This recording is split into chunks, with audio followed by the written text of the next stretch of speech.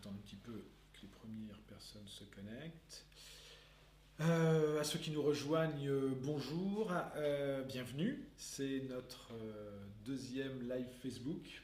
Après un premier consacré sur les médias sociaux, nous surfons sur les marronniers de rentrée. Alors, des marronniers, c'est un peu péjoratif, en tout cas un sujet qui intéresse et préoccupe les cadres et qui correspond, qui est lié à une enquête que l'APEC publie tous les ans à cette même période sur les salaires et les rémunérations. Voilà, alors bienvenue, on va attendre que les premiers nous rejoignent. Ça va être peut-être pour moi l'occasion de présenter Cécile qui m'accompagnera aujourd'hui. Bonjour Thomas. Bonjour Cécile, ça va bien Cécile? Ça va? Bon, c'est journée un peu perturbée, tu es venue facilement. Impeccable. Très bien, parfait. Cécile, peut-être peux-tu dire quelques mots sur qui tu es et ce que tu fais à l'APEC? Bien sûr. Donc Cécile, je suis consultante en gestion de carrière. Alors ça, je le fais avec les cadres de Bordeaux essentiellement. Mais ma deuxième activité, c'est l'animation des communautés APEC, avec toi Thomas, Ah oui, avec Laurence, François, Pierre, et vous les internautes derrière vos différents écrans. Et on converse ensemble. Et aujourd'hui, on va donc parler salaire. On vous a préparé un petit live avec Thomas. On a vachement bûché ce matin. Je vois qu'il y a déjà plusieurs personnes qui nous ont rejoints, donc ça c'est très bien. J'insiste et je rappelle que vous pouvez nous solliciter, poser toutes vos questions en commentaire du live Facebook. On reçoit aussi des questions, j'y jetterai des coups d'œil à intervalles réguliers sur Twitter avec le hashtag salaire, mais enfin privilégiez plutôt le live Facebook. Et puis j'évoquais tout à l'heure la grande enquête qui sera publiée demain par l'APEC. Alors plus qu'une enquête, c'est une étude sur l'évolution des rémunérations des cadres, et c'est l'étude 2017 qui va sortir. Une étude qui revient sur les perspectives d'évolution de salaire dans un contexte aujourd'hui économique qu'on observe plus favorable, et puis qui pointe aussi les évolutions selon les différentes situations des personnes. Il ne s'agit pas de dévoiler ces résultats, parce qu'on ne les connaît pas nous-mêmes encore, mais en tout cas de préparer le terrain. Peut-être un premier point de discussion, Cécile, histoire de se mettre d'accord sur les termes. Quand on parle salaire, de quoi parle-t-on? Et oui, quand on parle salaire avec un recruteur, quand on parle salaire avec son manager, on n'a pas forcément les mêmes repères. Le salarié, lui, il aura vite tendance à parler de son net parce que c'est ce qui l'intéresse au premier plan, alors que le recruteur, lui, parlera en brut annuel. Le manager, il y a des chances que lui-même ait les bruts annuels en mémoire et comme repère. Donc quand vous parlez salaire, il faut bien penser à parler brut annuel. Donc il y a un petit exercice à faire pour passer du net au brut mensuel et brut annuel. Et quand on parle salaire, il faut aussi distinguer salaire et rémunération. Parce que le salaire, c'est ce qu'il y a sur mon bulletin de paye, mais la rémunération globale qu'il peut y avoir à la fin de l'année, finalement, elle peut englober des choses beaucoup plus larges que ça. Alors c'est important cette précision, parce qu'il y a certainement beaucoup de jeunes diplômés là, qui arrivent sur le marché, vous êtes peut-être au moment de vos premières négociations. Ce que tu disais, c'est que l'employeur ne parle qu'en brut, ça veut dire que le candidat, lui aussi, ne parle qu'en brut, et il doit être capable de communiquer sur son salaire brut. Complètement. Il faut vraiment que vous ayez ce réflexe-là de parler en brut annuel. C'est le fameux KE annuel. C'est le fameux KE annuel que vous verrez sur notre étude demain, mais plus généralement sur les annonces auxquelles vous répondez. Et si on prend le salaire médian d'un jeune diplômé, il est autour de 28 KE. Alors là, je t'arrête. Un salaire médian, mais qu'est-ce que c'est? Alors, qu'est-ce que c'est un salaire médian? Parce que c'est quoi? Parce qu'il y a le salaire moyen, le salaire médian. Est-ce que tu peux nous éclairer sur ce point? Le salaire médian, vous avez 50% des salaires observés qui sont en dessous de ce salaire médian, 50% des salaires observés qui sont au-dessus. Quand je dis 28K € pour les jeunes diplômés, on parle de jeunes diplômés à partir de Bac+3. donc 3, 4, 5 et plus. Donc 50% de la population observée va toucher moins de cette rémunération, 50% va être au-delà. Mais vous voyez bien que quand je vous dis 28K €, pour certains d'entre vous, vous savez pas de quoi je parle, et c'est pas un repère qui vous permette de dire avec ça comment je paye mon loyer, avec ça est-ce que je vis bien ou pas. Donc il y a un petit exercice là qui est vraiment important à faire, auquel on ne vous a pas forcément habitué à l'école, et donc que vous avez intérêt à anticiper, parce que c'est pas devant le recruteur qu'il faudra faire vos calculs et vous dire il me propose 25, il me propose 30, est-ce que c'est bien, oui, ça c'est pas bien. C'est le meilleur moyen de renvoyer l'image de quelqu'un qui ne s'est absolument pas préparé et qui ne connaît pas sa valeur sur le marché. C'est dommage parce que le salaire, on va en parler pendant ce chat, c'est une affaire de négociation à des moments clés dans sa vie professionnelle. C'est évidemment une négociation au moment de l'embauche. Et il ne faut pas penser que le salaire, vous n'avez aucun impact dessus, que tout est déjà décidé par le recruteur au départ. Donc au moment de l'embauche, il faut vraiment avoir préparé cette séquence très précise de l'entretien de recrutement. Quelle est ma valeur? Qu'est-ce que je propose à l'entreprise? Ça, on va effectivement en reparler. Pour terminer, c'est pas parce que je l'ai négocié le jour de mon embauche, ce salaire, il faudra le renégocier dans la vie de l'entreprise, dans la vie de votre carrière, tout au long de votre carrière. Et il faut savoir que si vous ne demandez pas, souvent ça n'arrivera pas. Donc il faut avoir cette posture de, non pas de réclamer tout le temps, mais de savoir quels sont les moments clés dans votre fonction, dans vos missions, où vous pouvez sereinement aller discuter, aller demander une augmentation à votre manager. Alors, je rappelle, et je le dis aussi pour ceux qui viennent de nous rejoindre, vous pouvez poser vos questions en commentaire du live. Vous n'hésitez pas à réagir. Vous êtes là encore plus nombreux à nous avoir rejoints, donc tant mieux. Je reviens sur toute la phase amont, finalement, de la négociation, parce que tu as insisté sur l'importance de négocier, ça c'est très important. Qu'est-ce qu'il faut savoir avant de discuter rémunération avec son N+1, avec son manager, avec les RH? Tu as évoqué l'idée de se préparer et de connaître sa valeur sur le marché. Pour ça, il y a peut-être des outils, enfin oui, il y en a, parce que l'APEC en propose, mais on peut peut-être s'arrêter sur les outils qui sont à disposition des cadres et des jeunes diplômés pour savoir combien ils peuvent demander. Ça, c'est toujours très compliqué, particulièrement quand on démarre. C'est toujours compliqué, je crois, parce qu'on part toujours de ce que l'on connaît. Quand on est jeune, on connaît ce que l'école ou l'université nous en a dit. Bon.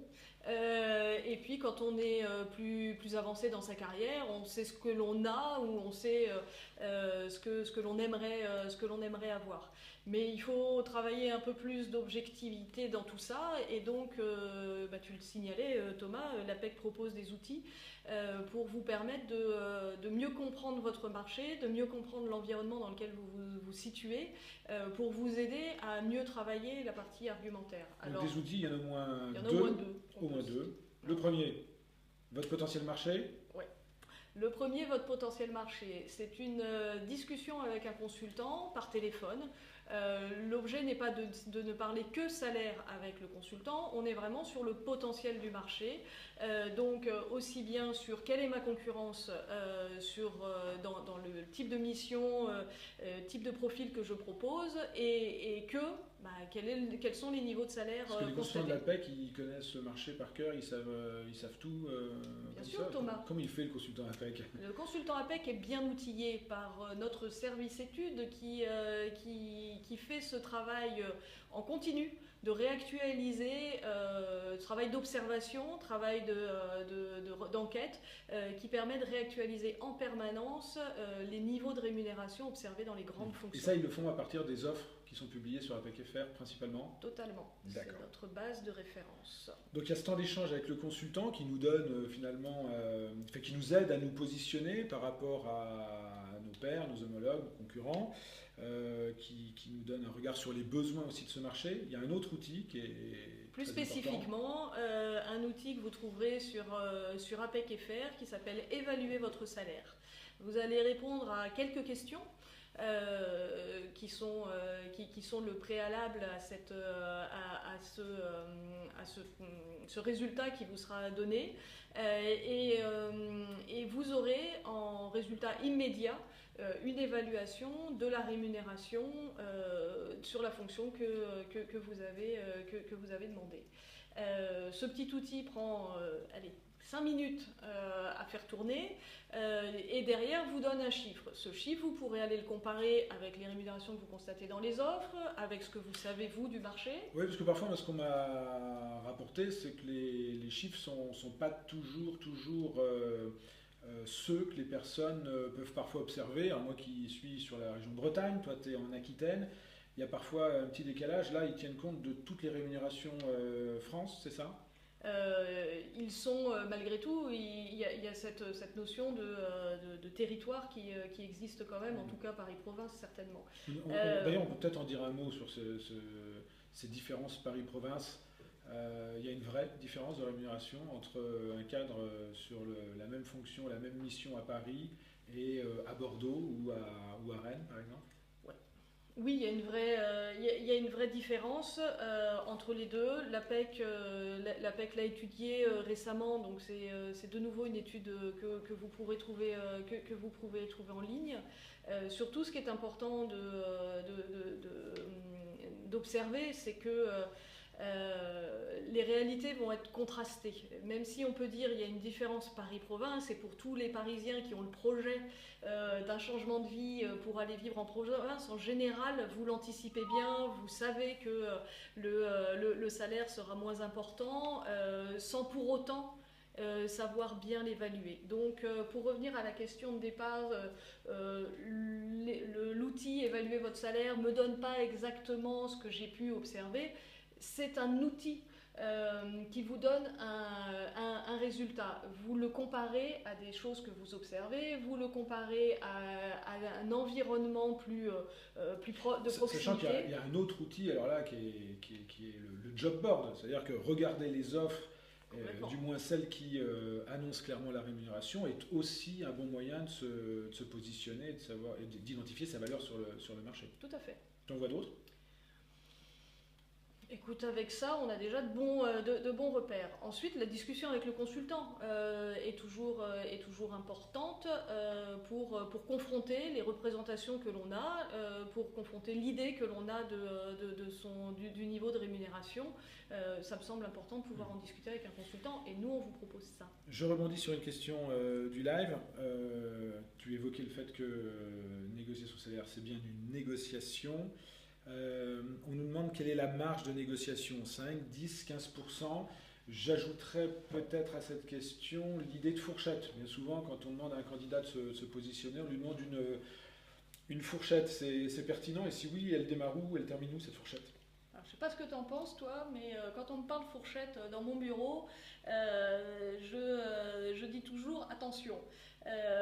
On est un peu âgés tous les deux, on a commencé à être, quand nous étions jeunes, nous étions payés en francs, et puis l'euro est arrivé par là. Et quand j'entends des candidats potentiels annoncer une fourchette de 25-30 ou de 30-35, moi je me hérisse un peu parce que je me dis 5 KE sur l'année, c'est énorme.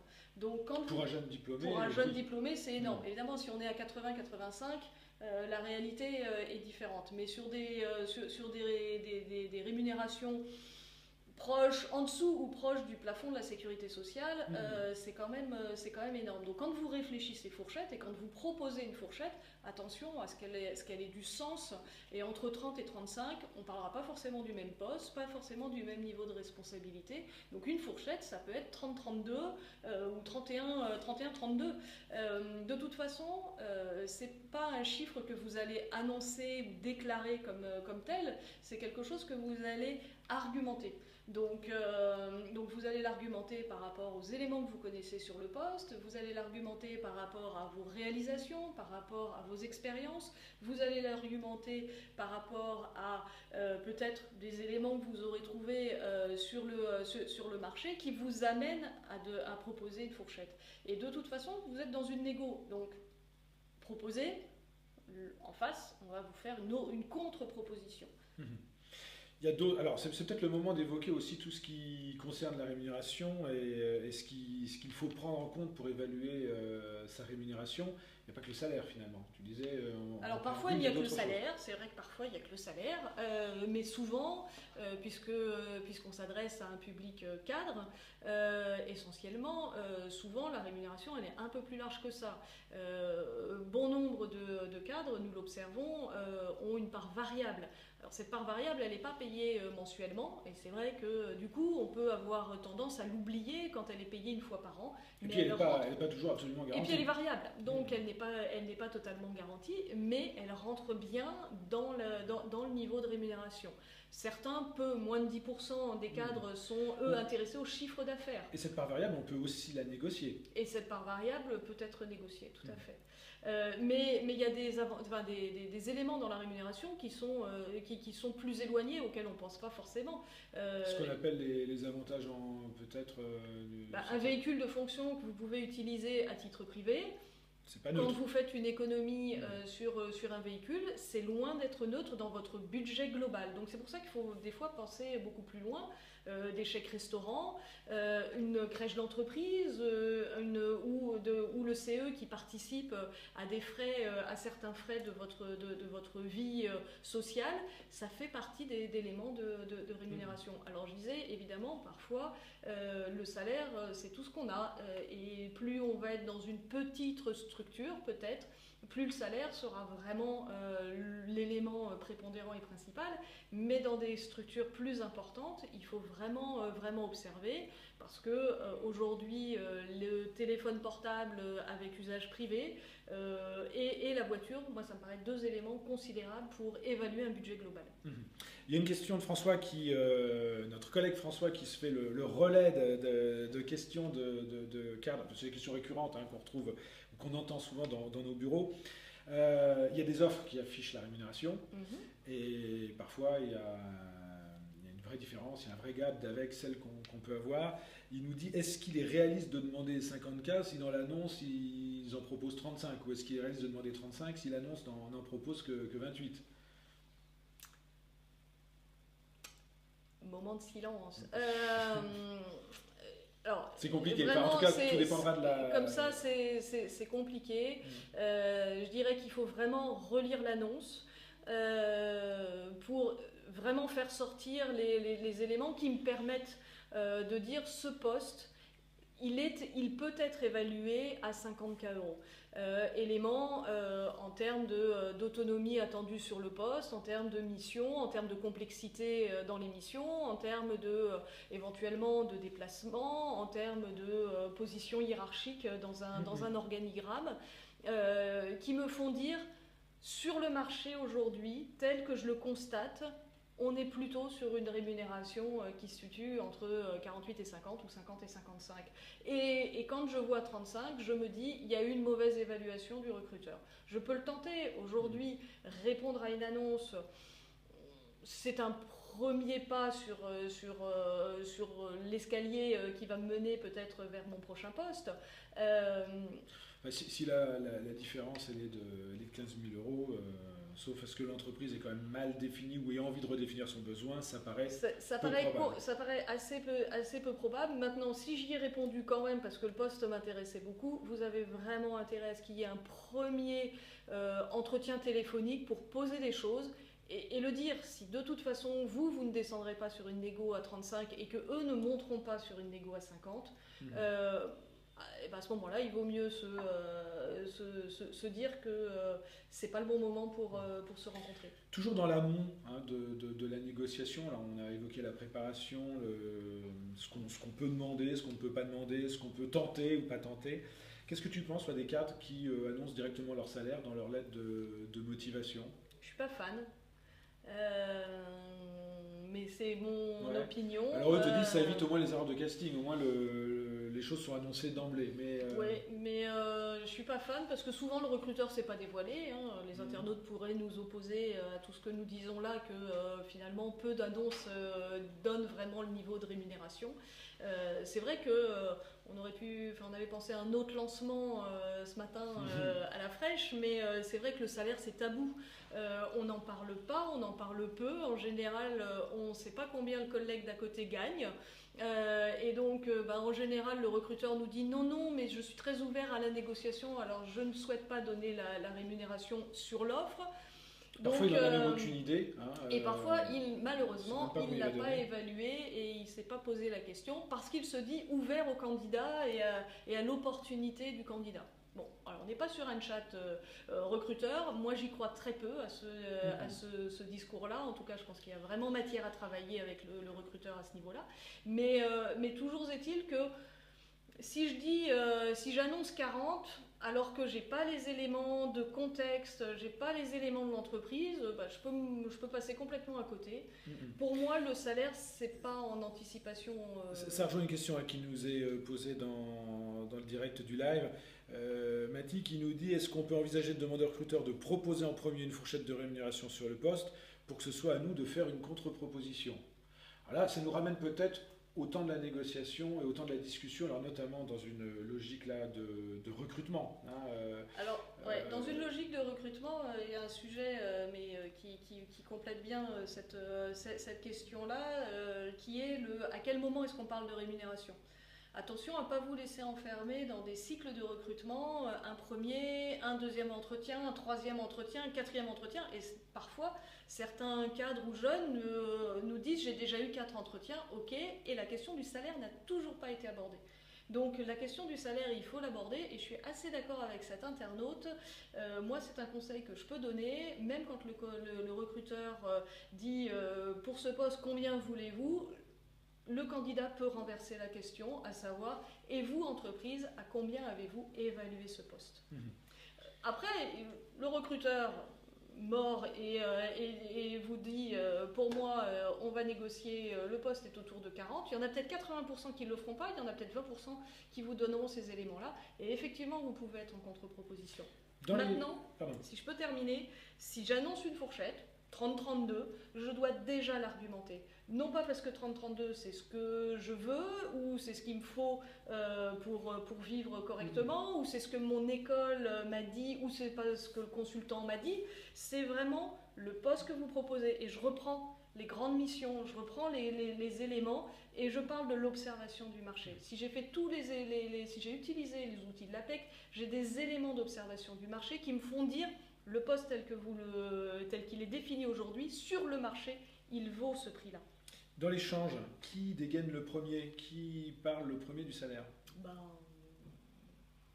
Le candidat, si l'entreprise n'en a pas parlé à la fin du premier entretien. C'est ça, on évite de démarrer sur la question de la rémunération dans les 10 premières minutes de l'entretien. On évite, mais on évite d'oublier le sujet parce que comme ça se passe bien avec le recruteur, on se dit il faut aller au bout, c'est un vrai sujet de l'entretien. D'accord, donc si le recruteur ne l'a pas abordé, on ne part pas sans avoir au moins posé la question de la rémunération du salaire. Totalement. Peut-être peut-on s'arrêter 2 secondes sur les jeunes diplômés, ça rejoint aussi une question du direct. C'est facile de s'évaluer quand on a déjà eu une première expérience. Tu as évoqué l'importance d'argumenter, de faire référence à ce qu'on a fait. Quand on est jeune diplômé, on est souvent démuni. Alors, on va peut-être pouvoir dire que les stages ne signifient pas rien et sont déjà des premières expériences, mais le jeune diplômé qui arrive sur une première négo, sur quoi il peut s'appuyer, là encore, pour argumenter la fourchette qu'il a annoncée? Alors, il peut s'appuyer sur ce que lui a dit son école. Ouais. Quoique, avec parfois beaucoup de prudence, il y a certaines écoles qui ont tendance à imaginer les premiers salaires. Avec de la prudence, mais j'ai envie de dire, aujourd'hui, on est quand même à l'ère des réseaux et on est là ensemble sur Facebook pour le démontrer. Au-delà de ce que l'école a pu donner, c'est peut-être aussi le moment de prendre contact avec des anciens qui ont diplômé de l'année d'avant ou de l'année d'avant et de poser cette question-là parce que du coup entre pairs ce sera beaucoup plus facile et il y aura beaucoup moins de tabous de dire moi mon premier salaire j'ai démarré à 24 mais 6 mois après j'ai trouvé à 28. Voilà, donc vraiment l'enquête aussi auprès des anciens de sa formation, c'est intéressant, ne serait-ce que pour savoir ce que sont devenus les gens aussi, quel type de fonction ils peuvent occuper après 1 an, 2 ans d'obtention du diplôme. Ça me paraît un bon élément pour travailler la discussion. On revient sur les offres d'emploi, on revient sur les études pour avoir ces éléments-là, en étant réaliste, en ayant fait ce premier travail d'observation, en fonction de la filière que j'ai choisie, avoir des éléments de rémunération. On peut se douter que si j'ai choisi une filière aéronautique, informatique aujourd'hui, mon premier salaire ou mon premier niveau de salaire sera peut-être plus important que si j'ai choisi le médico-social, par exemple. Tous les secteurs ne payent pas de la même manière. Exactement, tous les secteurs ne payent pas de la même manière. Donc il faut faire son étude aussi par secteur. Tu as dit quelque chose d'intéressant au démarrage, tu n'as dit que des choses intéressantes. En général, c'est ce qui me caractérise. Mais tu disais que, et là on va peut-être quitter le contexte de l'entretien de recrutement pour parler aussi des négociations qui ont lieu à différentes... Tiens d'ailleurs, est-ce qu'il y a un temps dans l'entreprise à privilégier ou plus dédié à la discussion sur le salaire, sur la rémunération? Alors il y a débat là-dessus, parce qu'un temps que l'on connaît à peu près tous, c'est l'entretien annuel. Personnellement, je ne suis pas... C'est ça, il y a ceux qui disent, bon, allez, c'est le bon moment, on en discute. Et parce que c'est le moment où on est autour de la table. C'est le moment pour moi, l'entretien annuel, quand il y a du variable, c'est le moment de défendre, de démontrer, de ramener les éléments concrets de contribution aux objectifs pour défendre le variable. Mais sur la rémunération, sur le salaire de base, je ne suis pas sûre que le moment de l'entretien annuel soit le bon moment. En revanche, c'est à vous de définir à quel moment est-ce que je me sens bien, à quel moment est-ce que mon manager aussi, ça se passe bien, pour solliciter un entretien. Et c'est un entretien qui est hors tout entretien, et de demander à avoir un entretien spécifique pour parler de cette thématique de l'évolution de ma rémunération. Ce qu'il faut savoir, c'est que si je ne demande rien, il y a de fortes chances que rien n'arrive. C'était ça le truc intéressant que je voulais rappeler, et tu disais, voilà, il faut demander pour obtenir. Il faut oser demander pour obtenir, et les études montrent que ceux qui demandent le plus souvent obtiennent le plus d'augmentation. Alors ça ne veut pas dire qu'ils auront à chaque fois, ça ne veut pas dire qu'à chaque fois vous obtiendrez satisfaction, ce qui veut dire qu'il faut aussi se préparer à un refus d'une augmentation, mais si ce refus est argumenté, si ce refus est... Ouais, on en parlera après de la gestion du refus. On en parlera après. Je vois 2 questions du live qui sont intéressantes.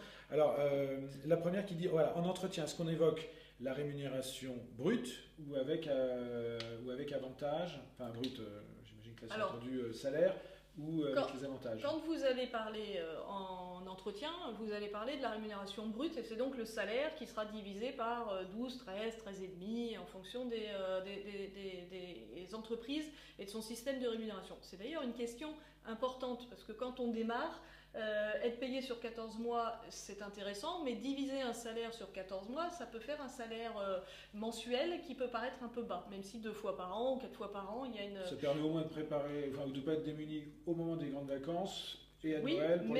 Mais c'est bon de le savoir, que le 28, il va être divisé par 12, il va être divisé par 13 ou il va être divisé par 14. Et puis c'est bon que vous sachiez aussi que en gros, les charges salariales, aujourd'hui, on est autour de 23%. Donc vous minorez pour avoir à peu près un net. Alors la question c'était, est-ce que...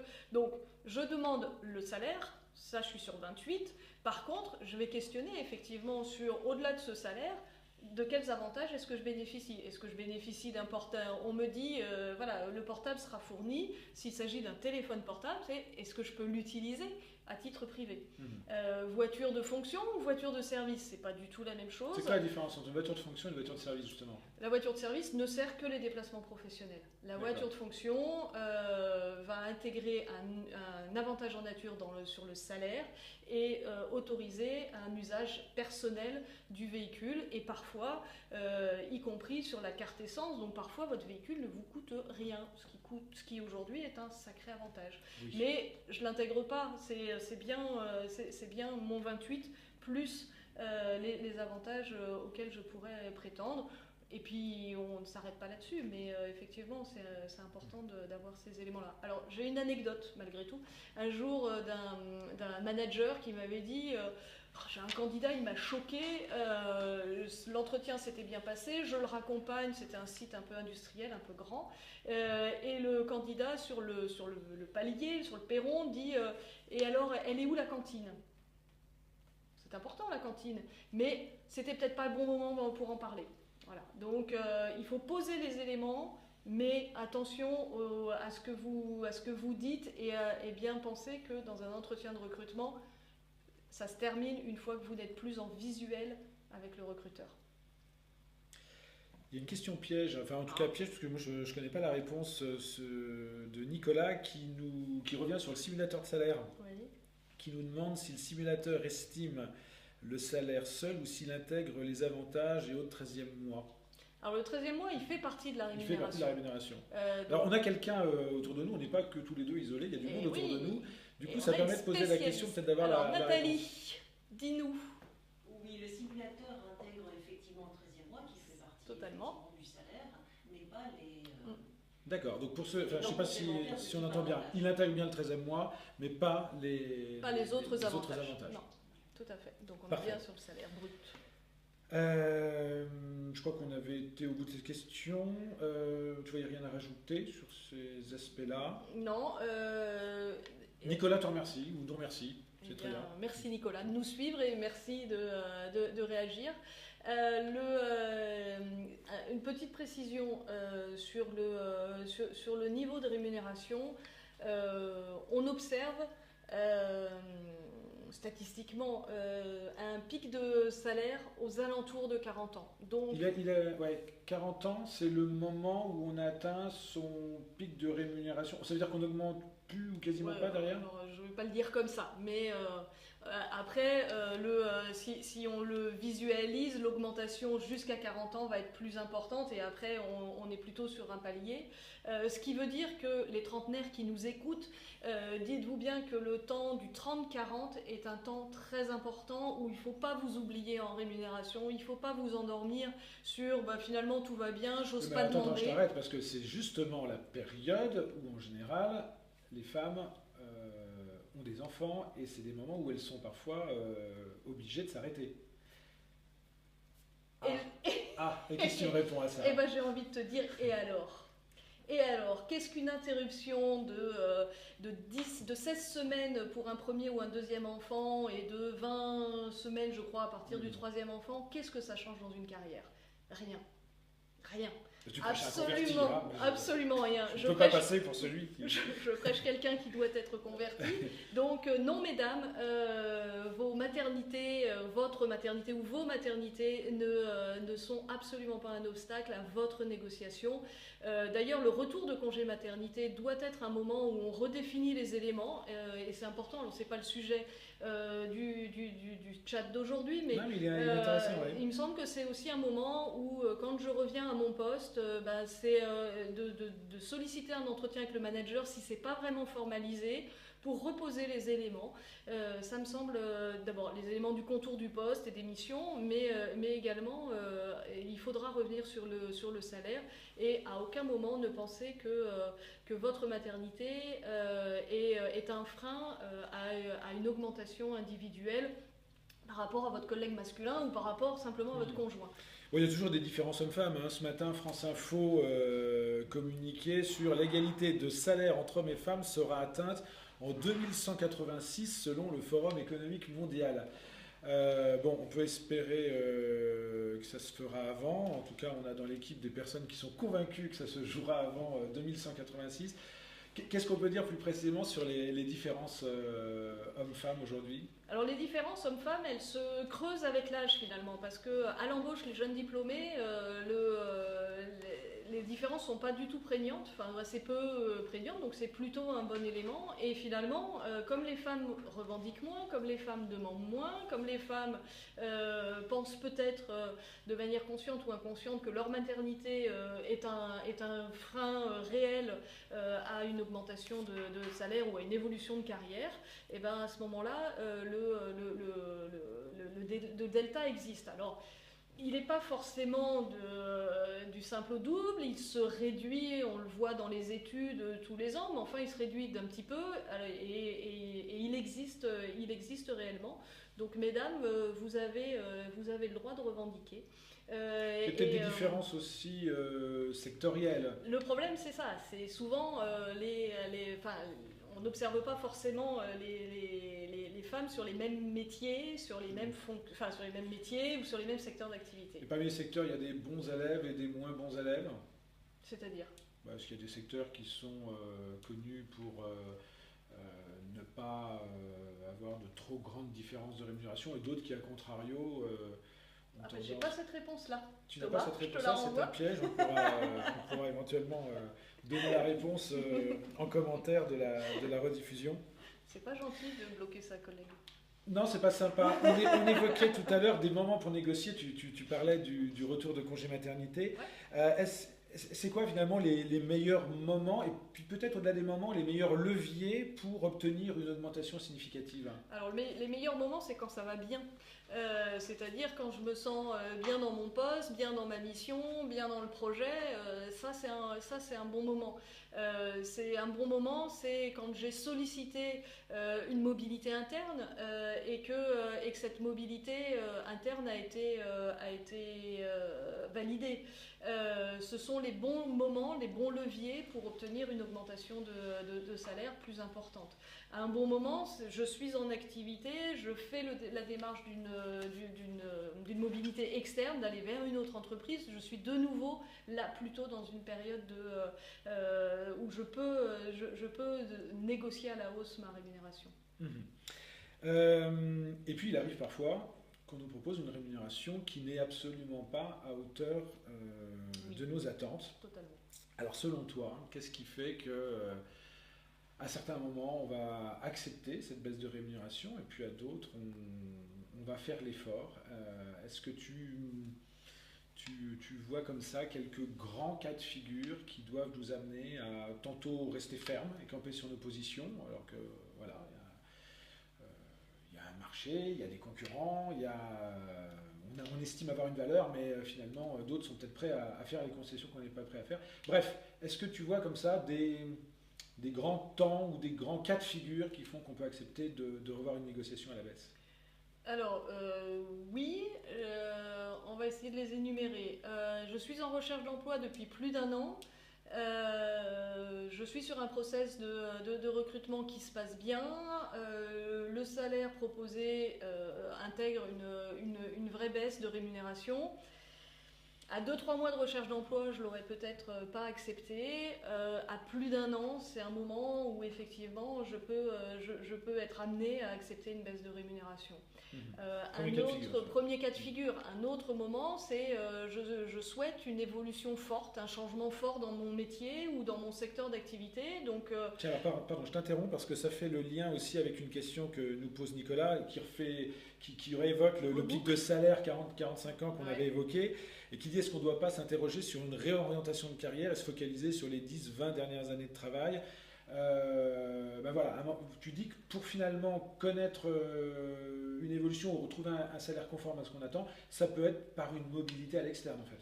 Ça peut être par une mobilité à l'externe. Et puis je vois que Nicolas demande si c'est une question isolée. Pas du tout. Sur 40 à 45 ans de carrière, on ne peut pas penser aujourd'hui qu'on aura toujours la même fonction et une carrière linéaire qui va progresser à la fois dans les responsabilités et l'intérêt du poste et dans sa rémunération. Donc bien sûr que à certains moments, mais la réorientation, On l'observe, nous, à l'APEC, pour certains, elle arrive dès la fin d'études, parce qu'au bout de 5 ans, on se dit, mais finalement, ma filière n'était pas la bonne, et ça peut déjà être le moment de penser réorientation. Pour d'autres, ce souhait ou ce moment de réorientation, ça arrivera autour de 40-45, et d'autres autour de 50 ans. Pour certains, ce sera parfois une orientation. On a une étude aussi annuelle sur le secteur de l'ESS, donc l'économie sociale et solidaire, qui répond souvent à ce questionnement, ce besoin de valeur, ce besoin à un moment donné de réfléchir son utilité sociale dans son emploi. Le secteur de l'ESS, c'est peut-être pas le secteur qui va m'amener un pivot sur le salaire, enfin en tout cas un pivot à la hausse. Parfois, le travail projet que je vais faire amènera aussi la baisse de la rémunération comme partie intégrée de ce projet global. Ça nous renvoie finalement aux attentes des cadres. Alors, sujet qui m'intéresse, parce que sur le site des cadres, et non pas des jeunes diplômés, vous trouverez dans le blog des consultants de l'APEC un billet ce matin qui fait un petit peu le point justement sur toutes ces études qui montrent que les attentes des cadres ne vont plus prioritairement vers le salaire. Bon, quand on creuse un peu, on s'aperçoit que c'est pas non plus quelque chose dont ils se moquent ou qui ne les intéresse pas. Mais voilà, il y a d'autres attentes au-delà du salaire, et voilà, partir vers un métier qui nous donne le sentiment d'avoir plus de sens, peut-être parfois aller vers je sais pas, plus d'autonomie, plus de plein de choses qui rendent la vie plus agréable. Ça peut justifier qu'on fasse une concession sur la rémunération. Ça peut pleinement le justifier si ça amène un équilibre global. C'est ça, maintenant, tout dans son ensemble. Exactement. Maintenant, il faut que ce soit aussi une rémunération cohérente par rapport à la fonction et par rapport au secteur d'activité. Mais en même temps, quand je suis en projet de reconversion, que je change peut-être la fonction et le secteur, je ne redeviens pas débutant comme quand je suis sortie de l'école, mais en même temps, il y a cette phase aussi de réappropriation et de redémarrage, d'acquisition de savoir-faire, au-delà des compétences socles que je vais transférer, et qui peut aussi expliquer un redémarrage sur une rémunération plus basse. D'accord. Bon, d'ailleurs, quand on évoque ces études, on se rend compte que ce ne sont pas tous les cadres au même moment de leur vie, et quelle que soit leur situation, qui ont leurs attentes focalisées sur les mêmes choses. On voit qu'il y a des différences aussi sectorielles, il y a des différences aussi selon qu'on vient de différents environnements. Je pense aux PME, TPE versus les grands groupes. D'abord parce qu'il y a de vraies différences entre ces deux environnements de travail.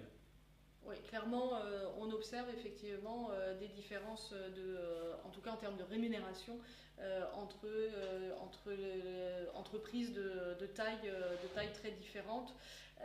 Il sera plus facile d'obtenir une rémunération plus importante dans un grand groupe. Il sera aussi très automatique d'obtenir le statut cadre à partir du moment où j'ai un bac+5. Si j'intègre un grand groupe, il n'y aura même pas de négociation sur est-ce que j'aurai ou est-ce que je n'aurai pas le statut cadre. Alors que dans une TPE, voilà, il peut y avoir déjà la négo sur ce sujet-là. Mais de nouveau, intéressez-vous à l'entreprise, intéressez-vous à ses marchés, ayez des arguments pour ne pas subir c'est une petite entreprise donc j'aurai une faible rémunération. Il ne faut aussi pas faire ce raccourci-là. Il faut vraiment travailler sur la connaissance de votre environnement et de l'environnement de l'entreprise pour laquelle soit vous collaborez, soit pour laquelle vous aimeriez devenir salarié, pour faire une négo ajustée. Le live touche à sa fin, on aura terminé là dans la minute qui vient. Est-ce que tu as peut-être en conclusion un message ou un mot à passer à ceux qui nous écoutent et nous regardent aujourd'hui?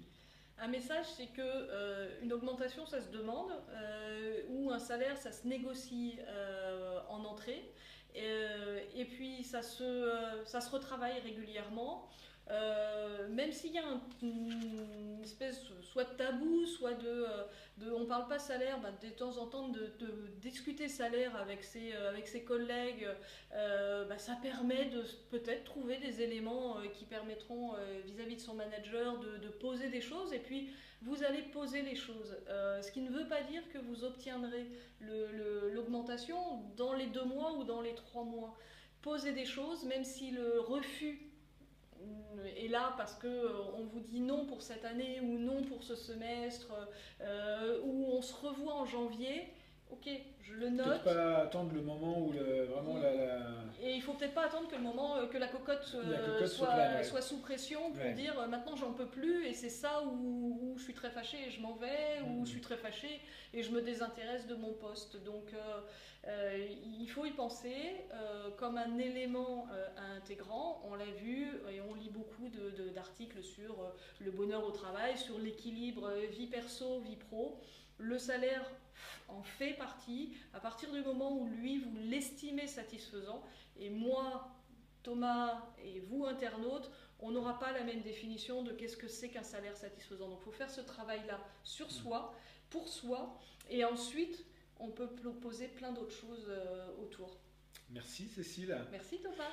Le live touche à sa fin. C'est quand même l'occasion de vous rappeler 3 outils de l'APEC pour vous aider à vous positionner, pour vous évaluer aussi par rapport à votre concurrence, pour pouvoir mener les meilleures négociations. On rappelle votre potentiel marché. Vous le trouvez sur www.apec.fr dans la rubrique Mes services. Vous trouvez également le simulateur de salaire, le simulateur de salaire, évaluation de salaire. Il est en page d'accueil. En page d'accueil, et puis vous le retrouvez également dans la rubrique Mes outils. Les offres d'emploi restent un outil à part entière, du moins celle qui annonce la rémunération. Et puis demain, nous publions notre grande étude, l'évolution de la rémunération des cadres 2017. Donc soyez attentifs, nous en ferons le relais également sur www.apec.fr. Et puis le billet de blog de Thomas Baligan ce matin sur APEC.fr. Dans lequel j'ai pas pu mettre d'image. Alors il est un peu long, mais il n'y a pas de visuel pour aérer. Mais je vous prie dans l'excuse, je vais essayer de les faire cette semaine si on trouve une solution. Merci à tous en tout cas de nous avoir suivis. C'est un live que vous pouvez retrouver, je crois, dans encore quelques temps à l'issue. N'hésitez pas à le partager sur les médias sociaux, ça nous fera plaisir. Et puis, prochain live, c'est le mois prochain sur un thème que je n'ai plus en tête, donc je me tais plutôt que de dire des bêtises. Candidature, me semble-t-il, et il est possible que ce soit la même fine équipe qui retravaille, mais génial. pas forcément. Merci à tous, à très bientôt. Merci, Salut. au revoir.